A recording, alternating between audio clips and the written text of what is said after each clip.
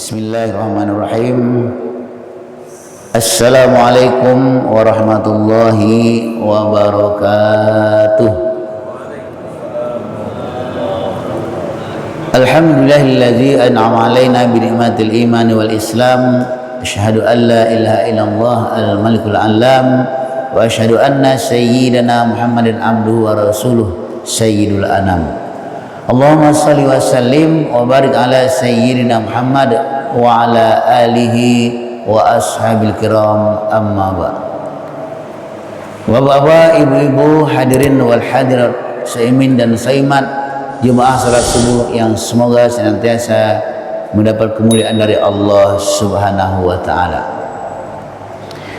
Sebagai seorang muslim yang mengimani akan alam ghaib, kita menyadari bahwa kehidupan kita di dunia ini adalah kehidupan yang fana, kehidupan yang tidak kekal. Kullu nafsin za'iqatul maut. Semua yang bernyawa akan menemui kematiannya. Kematian sesuatu yang tidak bisa kita hindarkan dari diri masing-masing. Oleh sebab itu, mengetahui bahwa kehidupan kita ini adalah kehidupan yang fana, kehidupan yang sementara, maka kita harus senantiasa menyadari, senantiasa berbenah diri untuk mempersiapkan kehidupan di masa yang akan datang, kehidupan yang kekal abadi di akhirat nanti. Hadirin rahimakumullah, Sahal bin Sa'ad pernah menceritakan bahwa Rasulullah SAW itu didatangi malaikat Jibril. Kata Rasulullah, atani Jibril faqala ya Muhammad ish ma syi'ta fa innaka mayyit wa ahbib ma syi'ta fa innaka mufariqah wa'mal ma syi'ta fa innaka majziyun bih wa'lamu inna syarafal mu'min fi yamuhu bil lail wa izzatu istina'u anin nas. Jadi Jibril mendatangi kota Nabi dan dia berkata, ya Muhammad, ish ma syi'ta fa innaka mayyit. Wahai Muhammad, hiduplah sesukamu, tapi ingat, engkau akan mati. Hadirin rahimakumullah, ini pesan yang ditujukan kepada Nabi Muhammad, itu harakatnya adalah untuk kita. Dari malaikat Jibril disampaikan kepada Nabi Muhammad, tapi untuk kita. Hiduplah sesukamu, tapi ingat, engkau itu pasti akan mati. Nah, karena kita pasti akan mati, maka kita harus menjaga hidup ini. Jangan sampai kita ini lalai. Jangan sampai kita terbuai dengan kehidupan dunia. Jangan sampai kita hura-hura hidup di dunia, karena kematian akan datang menjemput kita. Wa anfiqu mimma razaqnakum min qabli an ya'tiya ahadakumul maut fa yaqula rabbi laula akhartani ila ajalin qarib fa asaddaq wa akum minas solihin.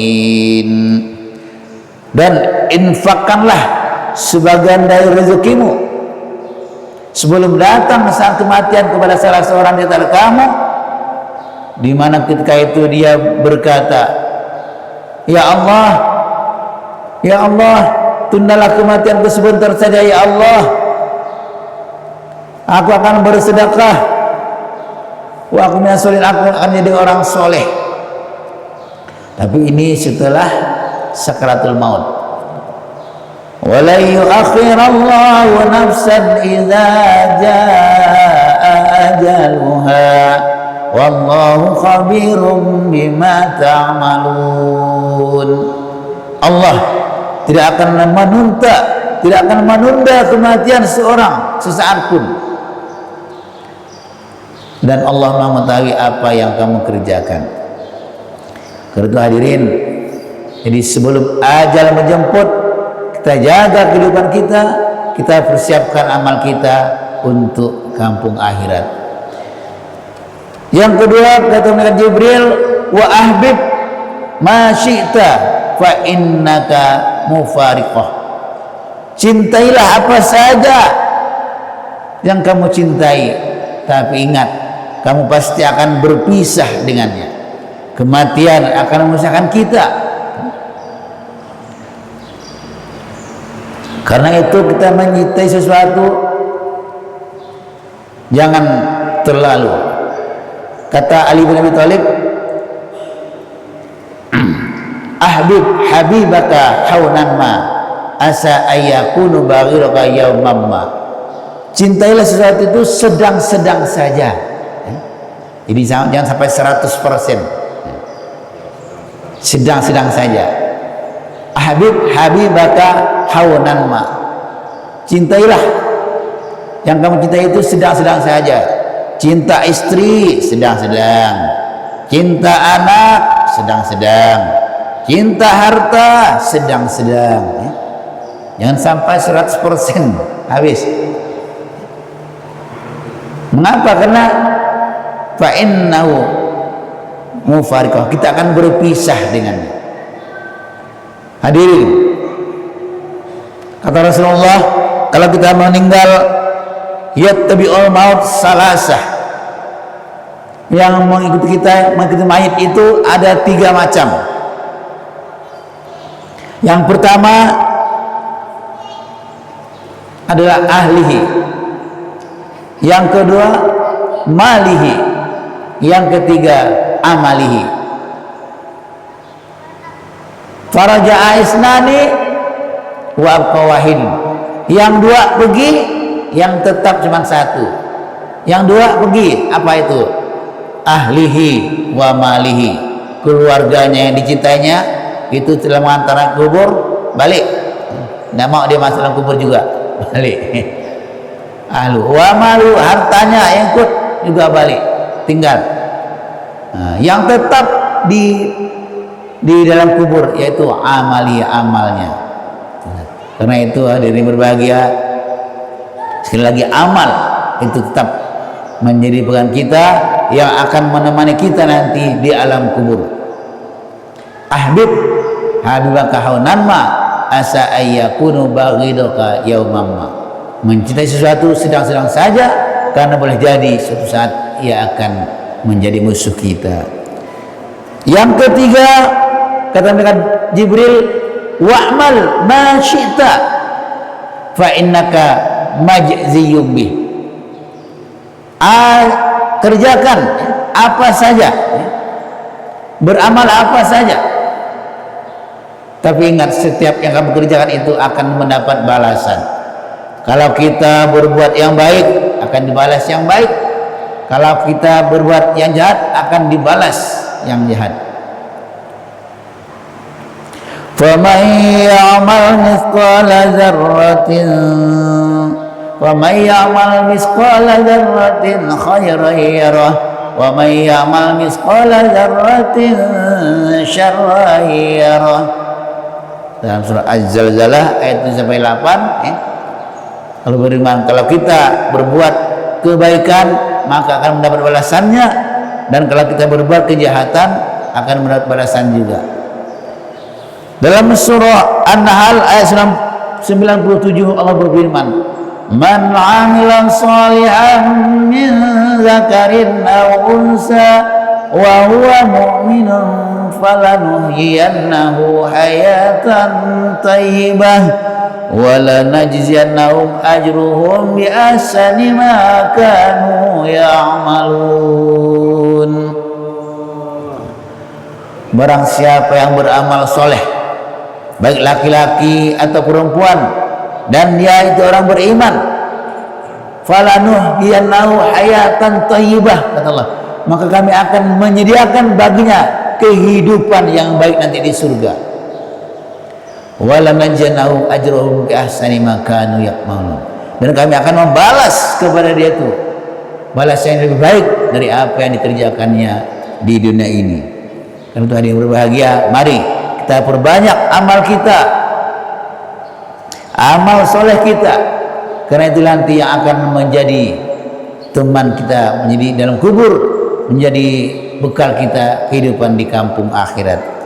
Yang keempat, pesan malaikat Jibril, wa'lam inna syarafal mu'minin qiyamuhu bil lail, dan ketahuilah kemuliaan seorang mukmin itu, kemuliaan seorang mukmin itu terletak pada qiyamuhu bil lail, salat malamnya, salat tahajud.